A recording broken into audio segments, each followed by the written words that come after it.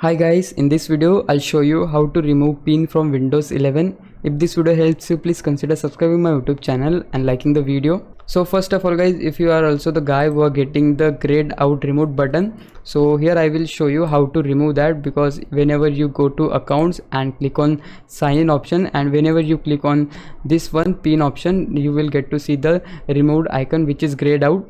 So how you can fix this? The only solution for this problem is to just sign in with local account, because if you're logged in with your Microsoft account, this is not going to happen. To sign in with local account, we just need to click on accounts again. Then here you need to scroll a bit and click on your info, and here you will find the option for sign in with local account. So just click on that and here click on next, and here we need to give them our account info. So let me type my pin, and once you type your username, here we need to give them a new password which we need to confirm here. So we want to remove our password, so we are not going to fill this up, and in the password in I can just type here no password. Once you do that, just click on next, and here we need to click on sign out and finish. And once you do that, you will get to see that your account is now signing out, and you will get to see that your account is now logged in with your local account.